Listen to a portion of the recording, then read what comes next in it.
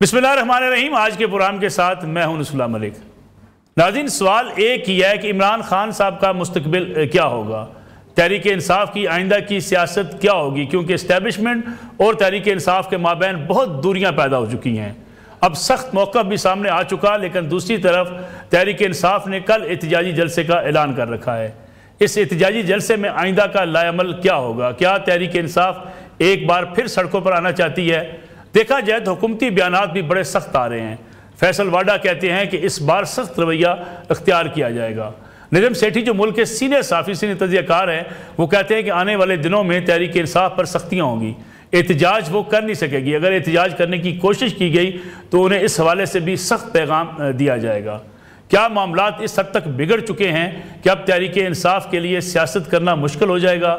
दूसरी तरफ एक अहम सवाल और भी है कि इमरान खान साहब ने जो मौक़िफ़ अपनाया हुआ है, जो उनके ट्वीट्स के बाद फिर DGISPR लेफ्टिनेंट जनरल अहमद शरीफ चौधरी की प्रेस कॉन्फ्रेंस हुई, उसके बाद इस बात का इम्कान मौजूद है कि कुछ लोग इमरान खान साहब के बयानिए से अपने आप को लातअल्लुक़ कर लें। और अगर तहरीक इंसाफ के अंदर कोई ऐसी ग्रुपिंग होती है तो उस ग्रुप की हैसियत क्या होगी? क्योंकि तहरीक इंसाफ के कायदीन और रहनुमा दावेदार हैं कि इस वक्त कोई भी इमरान खान साहब से अलहदगी करके मुल्क की सियासत नहीं कर सकता। ख़ास तौर पर अगर खैबर पख्तूनख्वा की बात की जाए तो वहाँ तहरीक इंसाफ ने अपने ही वज़ीर को हटाने के बाद जिस तरीके से वोट हासिल किए, उसके बाद तहरीक इंसाफ ये कहने में हक बजानब है कि किसी ने भी तहरीक इंसाफ के इस फैसले के सामने खड़ा होने की जुर्रत नहीं की। अगरचे खैबर पख्तूनख्वा में कई PTI के ग्रुप्स मौजूद थे, लेकिन जब इमरान खान ने सोहेल आफरीदी को नामजद कर दिया तो इन तमाम ग्रुप्स ने मिलकर सोहेल आफरीदी की हमायत की और उन्हें वज़ीर मुंतखब करा लिया। इन हालात में हुकूमत क्यों ये बात कह रही है कि तहरीक इंसाफ के अंदर से कुछ लोग जो हैं वो इमरान खान की रिहाई नहीं चाहते हैं और इमरान खान साहब से अलहदगी इख्तियार करना चाहते हैं? इस वक्त जो है वो ख़ास तौर पे देखा जाए तो इमरान खान साहब की मुलाकातें भी एक बड़ा अहम सवाल होंगी। क्या उनके साथ मुलाकातें हो पाएंगी या नहीं हो पाएंगी? क्योंकि कल की प्रेस कॉन्फ्रेंस के बाद तजियाकार ये कहते हैं कि अब सख्तियाँ होंगी। इमरान खान साहब के साथ होने वाली किसी भी माहिर कानून की मुलाकात को इस तरीके से सियासी बयानियाँ बनाने की इजाज़त नहीं दी जाएगी। सूरत हाल खासी तहरीक इंसाफ के लिए मुश्किल हो चुकी है, लेकिन हमने माजी में भी देखा कई सियासी जमातें और इस्टेब्लिशमेंट के माबैन खासी दूरियाँ पैदा हुई। फिर हमने उनको करीब बातें भी देखा। इमरान खान साहब इस्टेब्लिशमेंट के लाडले के तौर पर मुल्क की सियासत में आए, फिर वो वज़ीर आज़म बने, फिर इख्तलाफात हुए और आज इस्टेब्लिशमेंट और पाकिस्तान तहरीक इंसाफ के माबैन बहुत दूरियां पैदा हो चुकी हैं। बाज़ लोगों की यह राय है कि इमरान खान साहब का कोई सियासी मुस्तकबिल नहीं बचा। आज के प्रोग्राम में हमारे साथ मौजूद है मुल्क के तीनों सीनियर तजियाकार और जर्नलिस्ट जनाब हफीजुल्लाह न्याई साहब मुल्क के सीनियर तजियाकार हैं, वो भी हमारे साथ मौजूद हैं, जबकि अतर काज़मी साहब और रऊफ़ क्लासा साहब भी आज के प्रोग्राम में शरीके गुफ्तगू होंगे। हफीजुल्लाह न्याई साहब, प्रोग्राम में आपसे शुरू करना चाहूँगा, लेकिन उससे पहले मैं इस वक्त जो चेयरमैन तहरीक इंसाफ बैरिस्टर गौहर अली खान है, उनका एक ट्वीट आपके सामने रखता हूँ, क्योंकि DGISPR की प्रेस कॉन्फ्रेंस के बाद अगर पाकिस्तान तहरीक इंसाफ का मौक़िफ़ आया तो उनके चेयरमैन का एक ट्वीट आया है। एक्स पे उन्होंने अपना एक पैगाम जारी किया जिसमें उन्होंने कहा है कि मैं हमेशा से उम्मीद करता आया हूँ कि तनाव कम और ताल्लुकात में बेहतरी आए। आज ISPR की प्रेस कॉन्फ्रेंस से मायूसी हुई है। मुल्क का दिफा अहम है। PTI का बयानिया कभी मुल्क दुश्मन ना है ना होगा। रियासती इदारे और सियासी लोग एक दूसरे को ज़हनी मरीज़ कहें या ख़तरा समझें तो ये अफसोसनाक है। पाकिस्तान भी हमारा और फ़ौज भी हमारी है और इसको बात को हमने साबित किया है। एक लंबा ट्वीट है, लेकिन इसका लुब्बे लबाब यही है कि वो तो चाह रहे हैं कि ये तनाव कम हो। दूसरी तरफ बाज़ लोग ये समझते हैं कि इस प्रेस कॉन्फ्रेंस के बाद इमरान खान साहब का कोई सियासी मुस्तकबिल अब बचा नहीं है, क्योंकि दूरियां बहुत बढ़ चुकी हैं। मलिक साहब, है तो ये बड़ी बदकिस्मत सूरत हाल। मेरा ख्याल है कि ये कौमों का कोई बड़ा एक बुरा वक्त होता है जब इस तरह की आप जो है टकराव की कैफियत देखते हैं। एक तरफ पाकिस्तान की वो जमात है जो जिसके बारे में उसके मुखालिफ सारे हामी और वो खुद बहुत ही मुबालगा रही हद तक ये समझते हैं और किसी हद तक दुरुस्त भी है कि पाकिस्तान की सबसे बड़ी ताकतवर सियासी जमात है और उसकी बहुत बड़ी फॉलोइंग है। ना भी हो तो ये भारत एक सियासी जमात की फॉलोइंग होती है, वो बड़ी एक अहम चीज़ है। दूसरी तरफ हमारी एस्टेब्लिशमेंट है जो पाकिस्तान की सबसे ज़्यादा बड़ी मुनज़्ज़म क़ुव्वत है और इसके भी आप देखें CV देख लें तो कब इन्होंने ताकत ने अपना जो है जब कोई तय किया है या कोई फैसला किया है तो उसमें नाकाम रही है। बड़ी कामयाबी से माशरा लगाए हैं। इसके अलावा माशा नहीं भी थे, तो जब जिसको चाहा रजीम चेंज किया। मैं तो इतने तक कहता हूँ कि मोहम्मद अली बोगरा से लेकर शहबाज शरीफ तक एक वज़ीर आज़म नहीं है जो इनकी मर्जी के बगैर आए हमारी इस्टेब्लिशमेंट की। तो इतना शानदार रिकॉर्ड है। अब ये दोनों कुव्वतें एक दूसरे के खिलाफ सफ और आ हो जाए, ये पहली दफा नहीं देख रहे। पता नहीं क्यों एक बात कल भी उनको बड़ी अचंभी की लगी, उन्होंने कहा जी मुजीबुर रहमान जो है वो गद्दार था, हम भी कहते हैं गद्दार था, लेकिन मुजीबुर रहमान हमारा रेफरेंस पॉइंट है। ऐसे ही है जैसे याह्या खान हमारा रेफरेंस पॉइंट है, ऐसे ही है कि जैसे अयूब खान रेफरेंस पॉइंट है कि उन्होंने पाकिस्तान के साथ किया क्या है। अयूब खान के जो 18 साल का जो रूल रहा है 1951 से लेके 1969 तक, क्या आप कौम उसको फरामोश कर दें कि हमें पाकिस्तान तोड़ के चले गए हैं? उनका नाम नहीं आप ले, उनको बताएं नहीं कि ये वारदात पहले हो चुकी है। पॉपुलर सियासी जमात जो थी गद्दार थी, लेकिन थी तो पॉपुलर। पाकिस्तान के अंदर उसमें से 163 में से 161 सीट्स उन्हें मुत्तहिदा पाकिस्तान से ली और एक मौके पे वज़ीर आज़म बन चुके थे। पता नहीं कहां पे मुज़ाकरा नाकाम हुए कामयाब हुए, लेकिन यही हम लोग जो थे, हमारी एस्टेब्लिशमेंट थी उसे बात कर रही थी। फिर भुट्टो साहब के वक्त में आ जाए, फिर इस तरह एक पॉपुलर पार्टी जो है वो और एक मुनज़्ज़म को ताकत है उसका टकराव हुआ है। तो क्राइसिस ये है कि इसको अवॉइड किया जाना चाहिए, ये अवॉइड होना पड़ेगा। ये पाकिस्तान किसी के ईगो की, न इमरान खान की, न इमरान खान के किसी मुखालिफ की ईगो की भीट हम नहीं चढ़ने देंगे। ना इन लोगों का पाकिस्तान बनाने में कोई रोल है, ना इनका पाकिस्तान के किसी पूरे जो तखय्युल है उसके अंदर ये इनको इसका पुरस्सर है। बेहतर नहीं था कि हुकूमत से नुमाइंदगी हो रही थी, हुकूमत बड़े अच्छे तरीके से अपनी गालियां खा रही थी, लेकिन एक पॉइंट ऑफ व्यू फैला रही थी। उससे पहले हमारे दो बुजुर्ग ने, तारड़ साहब ने और आजम नजीर तारड़ साहब ने प्रेस कॉन्फ्रेंस की बड़ी सख्त थी। क्या होना चाहिए, क्या नहीं होना चाहिए, सियासतदान करते हैं उनको इससे ज्यादा। लेकिन न्याय साहब दूसरी तरफ सवाल घसीटते रहे हैं। न्याय साहब दूसरी तरफ सवाल ये किया जाता है कि जब आर्मी चीफ को आप टारगेट करें, फौज के अंदर आप इदारे में दरार डालने की कोशिश करें, मुसलसल आपका बयानिया फौज मुखालफ हो, आपकी सिक्योरिटी इदारों को चैलेंज किया जाए, फौज के पास तो कोई और जवाब देने के लिए कोई टॉक शोज में उनके तो लोग शरीक नहीं होते, लेकिन जब मुसलसल टारगेट किया जाएगा तो सूरत हाल यहाँ तक आ जाती है कि बस फिर इंसान बेबस हो जाता है। ऐसी सूरत हाल क्या पैदा नहीं कर दी गई थी? मेरा तो ख्याल है कि आप बिल्कुल दुरुस्त कह रहे हैं। बहुत ही बड़ी मैं तो हैरान परेशान हूं कि थोड़ी सी मामूली अकल वाला बंदा भी कभी किसी आर्मी चीफ के बारे में इतनी तज़ीक़ में गुफ्तगू नहीं करता। हमारी से ज़्यादा दुश्मनी नहीं हो सकता है। प्राइवेट महफिलों में हम कुछ कहते हो बाजवा के साहब के बारे में या अयूब खान के बारे में, मैं तो इन दोनों को पाकिस्तान की तारीख का सबसे बड़ा मुजरिम समझता हूँ। तो मैं तो नहीं समझता हूँ कि हम कभी इस तरह के अल्फाज इस लेवल तक आप जाएँ। इमरान खान साहब ने बहुत ज़्यादती की हैं, बड़ी गलत है। ये ऑलमोस्ट एब्यूजिव लैंग्वेज है कि आप किसी बंदे के बारे में इतनी गंदी बात करें, लेकिन उसका जवाब जब देते हो तो ये इसलिए कि इस तरह की लड़ाई जो है इसका खमियाजा मुल्क ने भुगतना है। ये बड़े लोग, हजरत अली रज़ियल्लाहु अन्हु ने दुश्मन को गिरा लिया, उसके सीने पे सवार थे, उसे उन्होंने मुंह पे थूक दिया, आपने उनको छोड़ दिया। उन्होंने कहा उसने कहा अब मैं इसे मारता तो ये मेरे जाती गुस्सा होता। हमारी तो बड़ी आला रवायात है, ये नहीं पर आप लोगों को सबने हम पढ़ रखा है कि जब आपका गुस्सा जब जाती गुस्सा होगा तो ये अब देखें, जब ये आप जो ताकत है ना, इससे कोई नहीं लड़ सकता। पाकिस्तान क्या दुनिया की कोई बंदा नहीं लड़ सकता। पाकिस्तान क्या कौन लड़ेगा? और इनको बड़े एडवांटेजेस भी हैं, लेकिन ये क्राइसिस है कि उसका मैं किसी बैकग्राउंड में नहीं जाता हूं। इमरान खान का फ्रीत मैंने पैदा किया है, मलिक नसरुल्लाह साहब ने पैदा किया है। यही बातें मैं सारी पीछे फ्लो रहा था, हिस्ट्री फ्लो रहा था कि यार ये कहां इसकी वजह से 3.5-4 साल मेरे जंग में कालना बंद रहे। मतलब आप क्या करते रहे? आपने मुझे बैन 1 महीने के लिए बैन कर दिया टीवी पे, ये नहीं कर सकते, वो नहीं कर, सारी बातें होती थी। हम भुगते नहीं है तो कौन करा रहा था? कौन ही कुव्वतें थी? कोई किसी को इमरान से हमदर्दी नहीं है, ठीक। लेकिन ये काम जो हमने किया है ये मुल्क इसका मुतहम्मिल नहीं हो सकता।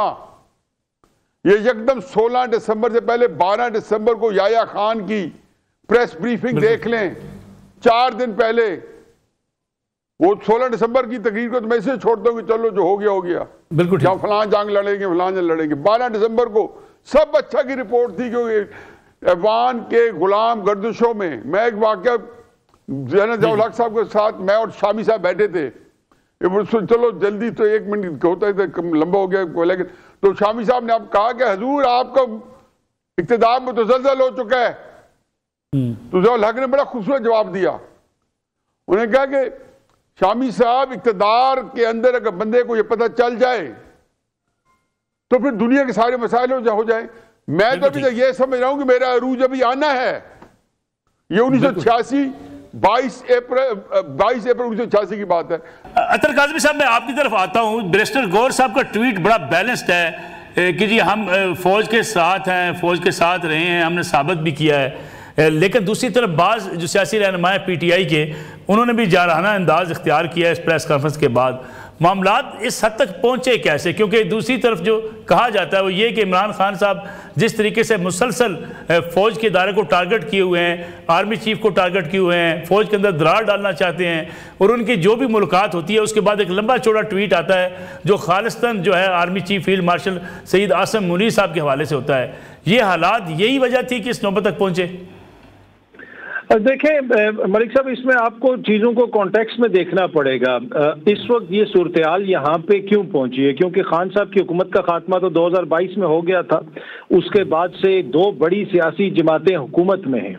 देखिए, कोई भी आपका सियासी नैरेटिव हो, माजी के अंदर भी हुक्मरानों के हवाले से या फिर इस्टेब्लिशमेंट के हवाले से अपोजिशन लीडरान वगैरह बहुत कुछ कहते रहे, लेकिन एक काउंटर आपको नैरेटिव नजर आता था। इस वक्त सियासी तौर पे आपको कोई काउंटर नैरेटिव नजर नहीं आता। ना मियां साहब कोई बयानियां बना पा रहे हैं, ना जरदारी साहब कोई तोड़ निकाल पा रहे हैं, ना शहबाज शरीफ साहब। तो ये एक बड़ी वजह है कि फिर आपने देखा कि इदारे की जानिब से भी एक रिस्पॉन्स आया। अगर यही काउंटर कर लिया जाता सियासी तौर पे हुकूमत की जानिब से, तो शायद चीजें इस नहज पे ना पहुंचती। एंड ऑफ द डे हकीकत तो ये है कि इमरान खान साहब 2 साल से जेल के अंदर हैं, उनकी तो तस्वीर भी बाहर नहीं आ सकती। लेकिन अगर उनका एक बयान या उनकी एक ट्वीट जो है वो इतनी ज्यादा सिचुएशन क्रिएट करती है, तो फिर ये सियासी लोगों को सोचने की जरूरत है कि भाई आप लोग कोई काउंटर नैरेटिव क्यों नहीं लेके आ रहे? आपका जो सियासी मुकाबला है वो क्यों नहीं उसका मुकाबला कर पा रहे? अतर काज़मी साहब, सियासी नैरेटिव कैसे हो कि जो बाहर बैठे हुए हैं सोशल मीडिया पे लोग जो काम करते हैं उनका टारगेट अफवाज पाकिस्तान में अगर कोई बयान दिया जाता है अफवाज पाकिस्तान को टारगेट किया जाता है। खैबर पख्तूनख्वा के वज़ीर बोलते हैं, वो ललकार रहे होते हैं यहाँ ऑपरेशन करके दिखाओ, हम आपको ऑपरेशन नहीं करने देंगे। इस किस्म की सूरत हाल PTI ने खुद क्यों पैदा की हुई है? बैरिस्टर गौर साहब के जितने भी बयानात हैं वो बड़े बैलेंस बयानात होते हैं, जबकि पार्टी की दीगर लीडरशिप जो है इमरान खान साहब की इस मौक़िफ़ को फॉलो कर रही होती है कि हमने टारगेट सिर्फ एक ही शख्स को करना है और वह army chief field martial Asim Munir साहब। देखिए, ये बड़ी बदकिस्मती है टू बी ऑनेस्ट। जिस तरह पहले नियाजी साहब भी कह रहे थे, चीजें इस नहज पे नहीं आनी चाहिए थी, लेकिन आप देख रहे हैं 2-3 साल का तसलसल है। इद्दत केस भी उसमें आप डाल लें, उसमें और भी बहुत सारी आप चीजें डाल लें। सोहेल आफरीदी का जब नाम आया तो वफाकी वुज़रा ने उसको मोबाइल चोर से लेके स्मगलर पता नहीं क्या कुछ नहीं कहा। तो ताली दोनों हाथों से बजती है। अगर चीजों को बेहतर किया जाता, आज अगर सियासी लोग एक्टिव होते, शाह साहब बाहर होते, उमर चीमा बाहर होता, यास्मीन राशिद बाहर होती, उनकी मुलाकातें हो रही होती, क्या आप समझते हैं कि शाह महमूद कुरैशी इमरान खान साहब से मिल के आते तो वो बाहर आके ऐसी बात करते कि, या फिर वो कोई ऐसी बात करते कि मुल्क में बेहतरी आती? तो मेरे ख्याल में एक इशू ये भी है कि आपने बिल्कुल मुलाकातों को रिस्ट्रिक्ट कर दिया। जो सियासी लोग हैं, जो सियासी अमल है, बैरिस्टर गौर की आप मुलाकात करवा दें, शाह साहब को भेजें, जिस तरह आपने भी कहा कि बैरिस्टर गौर साहब मुसालियत की बात कर रहे हैं, तो आपने तो बिल्कुल वो उनका एक सर्कल महदूद कर दिया और फिर उनके रवैयों में या उनके बयानिए में भी शिद्दत आती रही। तो मुझे इसमें जो लैक ऑफ सियासत है, जो पॉलिटिक्स है, वो मिस होती जा रही है। लेकिन काज़मी साहब दूसरी एक और सूरत हाल भी है। जो भी शख्स आके बाहर मुसालत की बात करता है, ये कहता है कि हम सियासी जमातों के साथ मिल बैठें, बातचीत करें, उसे डिसओन कर दिया जाता है। अब इमरान खान साहब ने नेशनल डिफेंस यूनिवर्सिटी में जाने वाले वर्कशॉप के जो शुरका थे उन्हें मीर जाफ़र और मीर सादा कह दिया। फिर ये कैसे कहा जा सकता है कि फ़ौज भी हमारी है और हम फ़ौज के साथ हैं? देखिए मसला ये मलिक साहब कि ये आप 3 साल के बाद की सिचुएशन की हम बात कर रहे हैं। उससे पहले आपको भी पता है कि अली अमीन साहब के भी राब्ते थे, अली अमीन जाके खान साहब को भी बताते थे, पैगाम रिसानी भी होती थी, बैरिस्टर सैफ साहब के भी राब्ते थे और वो भी होते थे। तो अगर वो सिलसिला चलता रहता और उसके अंदर सियासी लोगों को एक्टिव किया जाता और मुलाकातों को उतना ज्यादा रिस्ट्रिक्ट ना किया जाता और दिया जाता, तो मैं ये समझता हूँ कि चीजें बेहतर तरीके से हल हो सकती थी। जिस तरह मैंने पहले भी शाह साहब का भी नाम लिया, उसके अलावा दीगर सियासतदान भी हैं और फिर हमने देखा कुछ और सियासतदान वगैरह भी बीच में कोशिश करते रहे। बाकी ये है कि मुल्क की वो बड़ी सियासी जमात है एक सूबे के अंदर उनकी, अब क्या हम उनको दुश्मन करार दे सकते हैं? तो खुदा न खास्ता एक सूबे के अंदर इस वक्त मुल्क दुश्मनों की हुकूमत है, तो ये चीज भी देखे ना, इस तरह आगे नहीं बढ़ाया जा सकता। इसका कोई हल निकालने की जरूरत है। और मेरे ख्याल में जो आपकी बात है और जो नियाजी साहब की बात है, मैं एग्री करता हूं कि इसमें आपको एक सियासी किरदार अदा करना पड़ेगा, चीजों को बेहतरी की तरफ ले जाना पड़ेगा। अपने इदारों को आप टारगेट करें या कहें कि ऑपरेशन नहीं होगा, ये तो नहीं हो सकता ना। वहां पे दहशतगर्दी हो रही है, सिविलियन शहीद हो रहे हैं, इदारों के अफसरान शहीद हो रहे हैं, जवान शहीद हो रहे हैं, तो कोई ना कोई वहां पे दहशतगर्दी तो कर रहा है। इन सारी चीजों का हमने कोई हल निकालना है। तो मुझे लगता ये है कि एक सियासी फेलियर है बड़े पैमाने का। अतर काज़मी साहब, एक हम ब्रेक ले लें, ब्रेक से वापस आते हैं तो इस पर बात करेंगे कि कल का होने वाला जलसा पाकिस्तान तहरीक इंसाफ के आइंदा के अमल का ऐलान क्या किया जाएगा। प्रोग्राम में एक बार फिर खुशामदीद। हफीज़ नियाज़ी साहब, ये बताइएगा कि ये जो कल का जलसा है एहतिजाजी सियासत, PTI एक बार फिर ये धमकी दे रही है कि वो सड़कों पर आना चाह रही है, कोई नतीजा खेज होगा?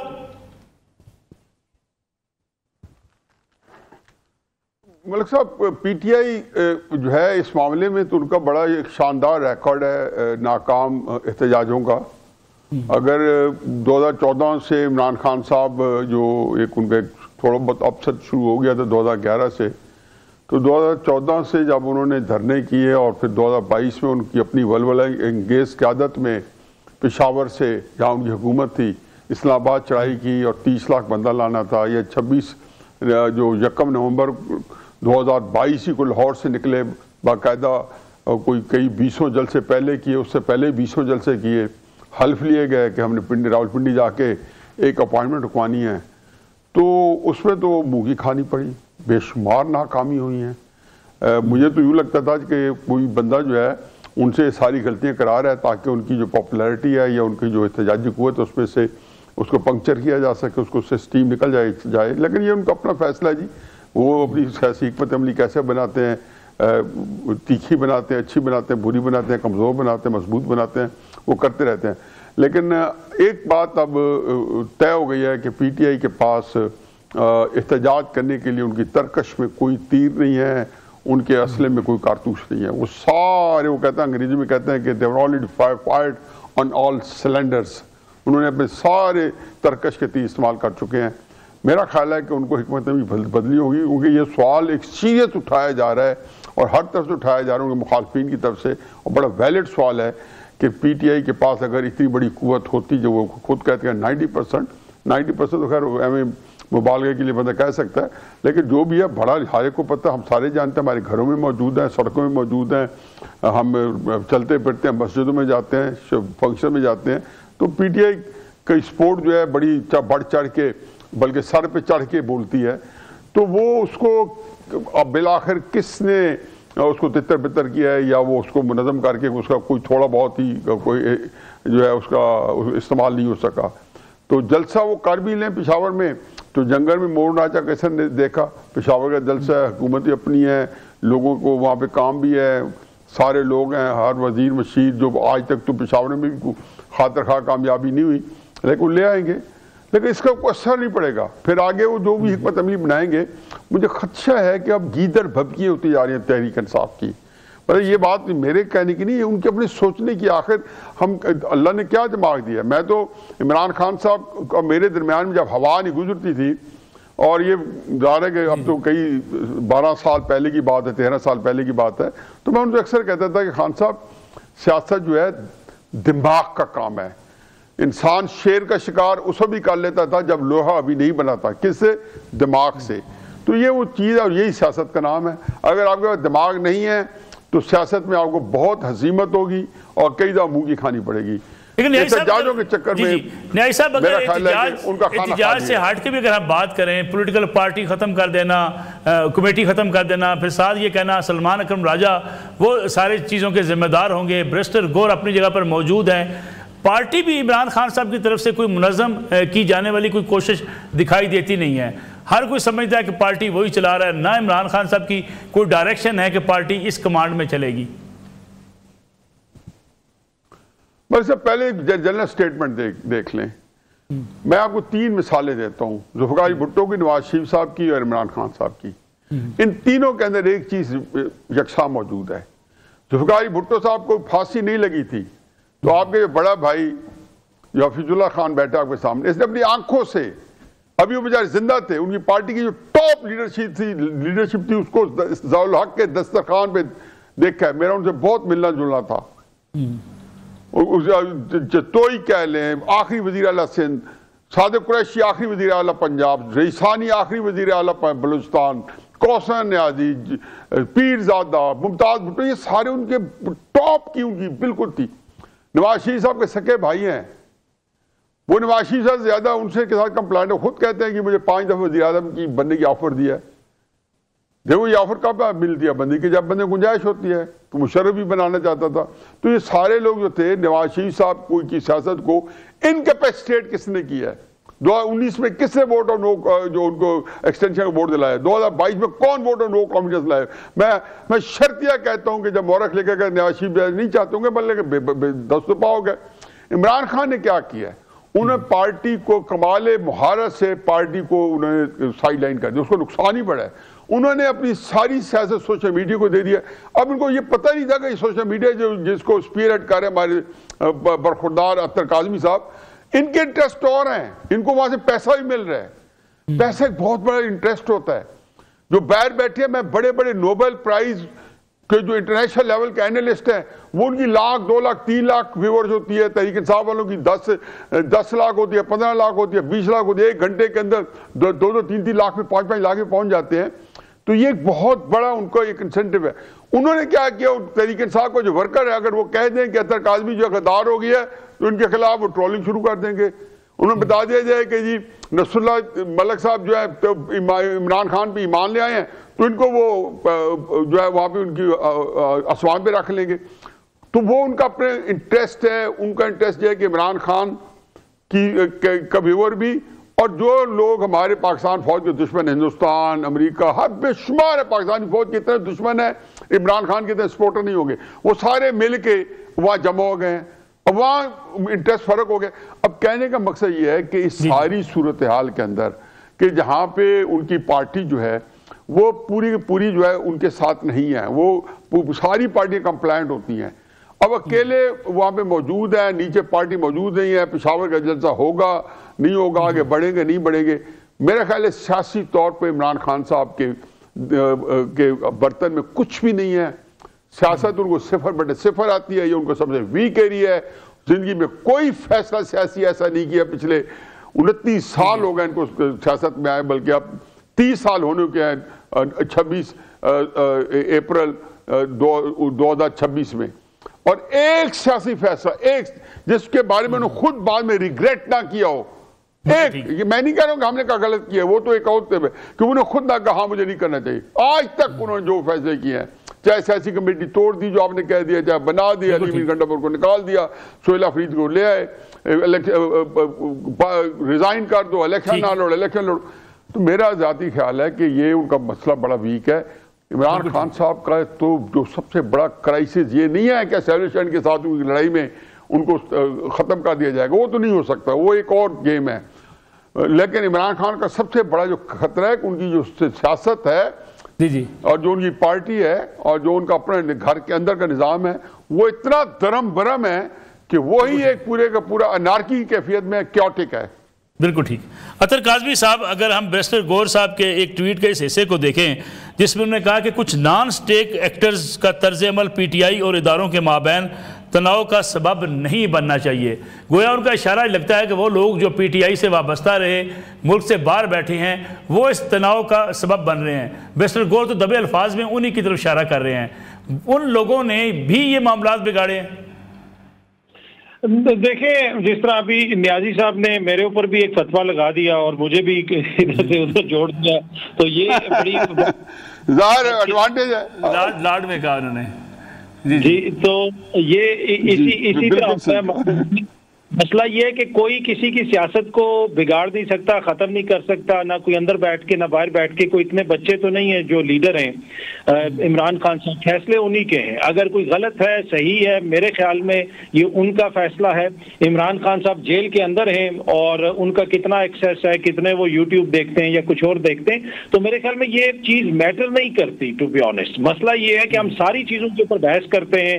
न्याजी साहब जो है मेरे ऊपर भी तनकीद करते हैं, मुझे डांट भी देते हैं और मैं बाखुशी वो कबूल भी कर लेता हूं, कोई ऐसा इशू नहीं है। पर जो असल इशू है कि इस सिस्टम के अंदर हो रहा क्या है, कि हमने नहीं देखा कि इमरान खान के मुकदमे कैसे चले, कि हमने नहीं देखा कि कैसे सजाएं हुई, कि हमने नहीं देखा कि 26वीं आईनी तरमीम कैसे हुई, कि हमने नहीं देखा कि 27वीं आईनी तरमीम के बाद अदलिया के साथ क्या हुआ। क्या आज तक पाकिस्तान की तारीख में कभी किसी आईनी तरमीम पे अक़वाम मुत्तहिदा चीखी है? ये सारी चीजें हमें नजर नहीं आ रही। ये जो बहस है ये सुपरफिशियल बहस है कि उसने ये कह दिया, उसने वो कर दिया। ये ना इमरान खान के हकूक की जंग है, ना किसी और की जो है तकरीम की जंग है। ये पाकिस्तानियों के आईनी और जमहूरी जो राइट्स हैं उनकी बात है। उसमें कोई अतर काज़मी साहब, ये सारी चीजें अपनी जगह पे, इस पे आवाज भी उठाई जा सकती है, बात भी की जाती है, अपोजिशन भी बात करती है, लेकिन आप अगर टारगेट कर लें मुल्क की सालमियत को, कौमी सलामती के इदारों को, अफवाज पाकिस्तान को, तो फिर उससे हासिल क्या करेंगे आप? नहीं, गलत बात है, नहीं होना चाहिए ना। देखें, यही तो बदकिस्मती है मलिक साहब। ये चाहे मियां साहब ऑपोजिशन में हो, ये ख्वाजा आसिफ जो है आपके वजीर दिफा हैं, आज आप इनकी चाहे ना वो तकारीर, जब ये ऑपोजिशन में फौज के हवाले से क्या कहते थे, उनके बजट के हवाले से क्या कहते थे। तो यही तो हमारी बदकिस्मती है। जब ये हुकूमत में होते हैं तो इनको सब कुछ ठीक नजर आता है, हुकूमत से बाहर जाते हैं तो इनको सारे मसाइल, क्या कहते थे परवेज रशीद, खराब कौन करे और ठीक कौन करे।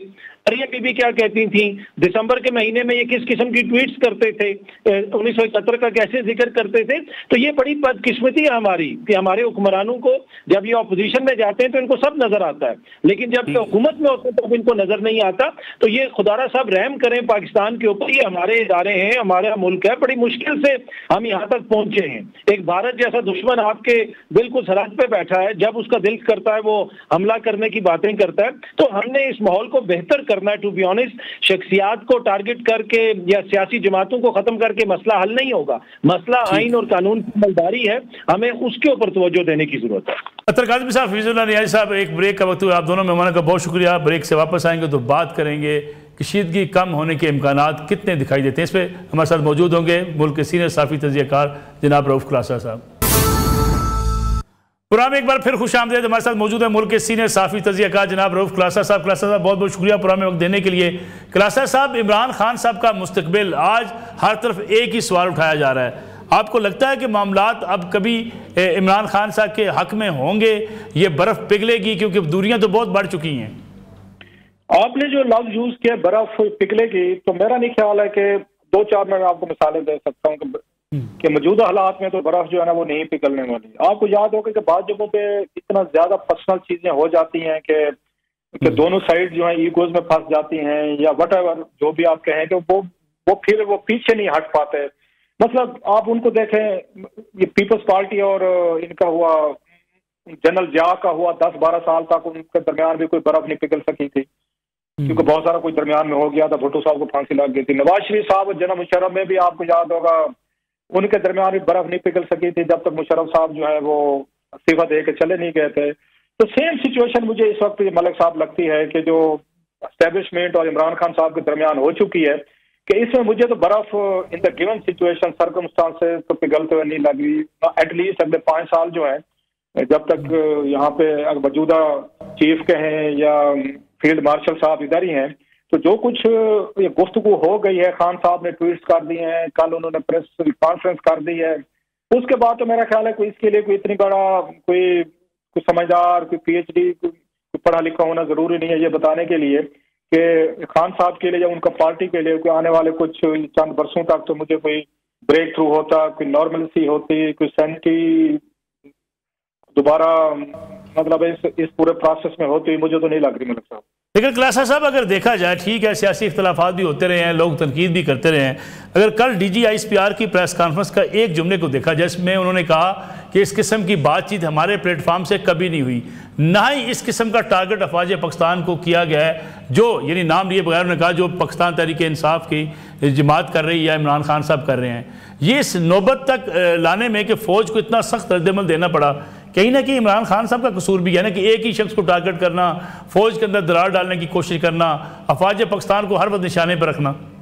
मैं ये समझता हूँ कि खान साहब ने जो इनको गुस्सा दिलवाया है हमारी एस्टेब्लिशमेंट को, और उनके जो ट्वीट थे या इंडियन टीवी पे जाना या दीगर इंटरव्यूज उनकी बहनों को देना, उसके बाद जो खान साहब पे तनकीद आ रही थी, नोट करें आप, चैनल भी, सोशल मीडिया भी, यूट्यूबर भी, बड़ी हद तक बहुत सारे लोग समझ रहे थे कि खान साहब को इस तरह के ट्वीट्स नहीं करने चाहिए थे या इनकी बहनों को इंडियन चैनल पे नहीं जाना चाहिए, वो खासे बैकफुट पे चले गए थे। तो आपको उस वक्त रिएक्शन देने की जरूरत नहीं थी। शायद खान साहब ने, अब ये समझ आती है कि खान साहब ने इनसे रिएक्शन लेने के लिए उन्होंने ट्वीट्स भी कराए और बहनों को उन्होंने इंडियन चैनल या उस पर स्काई न्यूज पर भेजा कि आप जाएं और इस तरह की गुफ्तगू करें, तो इन्होंने रिएक्शन के तौर पर प्रेस कॉन्फ्रेंस ये करेंगे या कोई इस तरह के रिएक्शन देंगे जो ये तरीके इंसाफ की उसमें फेवर में जाएगा। आपका सवाल बिल्कुल जेन्युइन होगा, ठीक होगा, तरीके इंसाफ में बहुत सारी ऐसी चीजें की हैं जो नहीं होनी चाहिए थी, मैं और उनकी पार्टी के लोग भी कह रहे हैं, बहुत सारे बैरिस्टर गौहर साहब ने भी ये बात की कि नहीं करनी चाहिए थी। लेकिन आपको याद होगा जब मौजूदा चीफ आए थे तो इन्होंने आके बड़ी हद तक ये जो ISPR है इसको उन्होंने वो कर दिया था, फाइट कर दिया था। पहले रोजाना की बुनियादों पे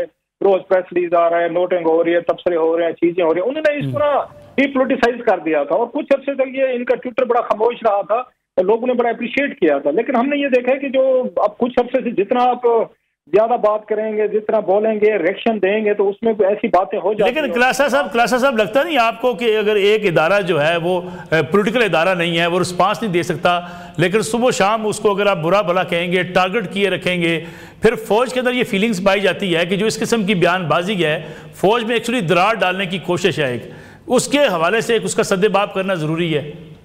लेकिन वो बात ठीक होगी, लेकिन इस काम के लिए कुछ और लोग होते हैं। इस पर डिफेंस मिनिस्टर ने आज भी बात की है, एहसन इकबाल साहब भी बात कर रहे हैं, अताउल्लाह तारड़ साहब भी कर रहे हैं, वजीर दाखिला भी हैं आपको फिर उनसे बात करवानी चाहिए थी। वो पॉलिटिकल लोग हैं, वो पॉलिटिकली तौर पर बेहतर जवाब भी दे सकते हैं, हिट भी कर सकते हैं।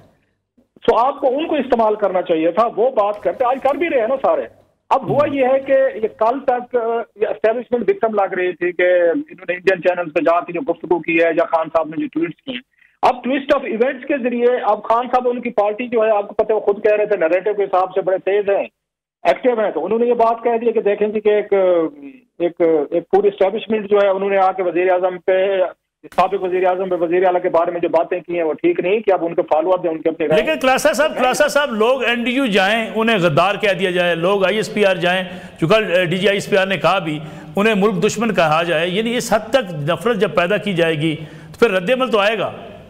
नहीं ठीक है, मैं ये नहीं कह रहा, मैं कह रहा हूँ रद्द-ए-अमल किसने देना है, दैट्स द मेन पॉइंट। क्या डिफेंस मिनिस्टर को देना चाहिए, उसके बाद आप इंफॉर्मेशन मिनिस्टर को देना चाहिए, प्राइम मिनिस्टर पाकिस्तान बैठे हुए हैं उनको देना चाहिए, पूरी पार्लियामेंट है, कैबिनेट है, बहुत सारे टूल्स हैं। मैं ये कह रहा था इस तरह की जब आप उसमें आते हैं कि और इसमें खान साहब तो बड़े खुश होंगे, उनकी पार्टी बड़ी खुश होगी कि जनाब ठीक है कि अगर हमें रिस्पॉन्ड आके पाकिस्तान आर्मी का कोई नुमाइंदा कुछ स्पोर्ट्स में रिस्पॉन्ड करेगा इमरान खान साहब के ट्वीट्स को या उनकी बहनों के इंटरव्यूज को या कहीं पे जो और उस पर ट्विटर पे दिखाएंगे, तो वो तो इसको अपनी विक्ट्री समझेंगे कि हम कामयाब हुए हैं कि हमने फौज को उनको यहाँ तक लेकर आए हैं कि उन्हें 2-3 घंटे के हमारे खिलाफ प्रेस कॉन्फ्रेंस करनी पड़ गई। सो मैं ये समझती हूँ एस्टेब्लिशमेंट को इग्नोर करना चाहिए था। अगर जवाब दिलवाना भी था तो डिफेंस मिनिस्टर या इंफॉर्मेशन मिनिस्टर की तरफ से जाता, वो ज्यादा इफेक्टिव होता और एस्टेब्लिशमेंट में तनकीद का वो चांस स्पेस ना बहुत कम होनी थी, मेरा ख्याल। रऊफ क्लासा साहब बहुत शुक्रिया आपका प्रोग्राम में उतरने, लेकिन नाज़रीन आज का प्रोग्राम था, इंशाल्लाह कल आपकी खिदमत में दोबारा हाजिर होंगे। इजाज़त दीजिए, अल्लाह हाफ़िज़।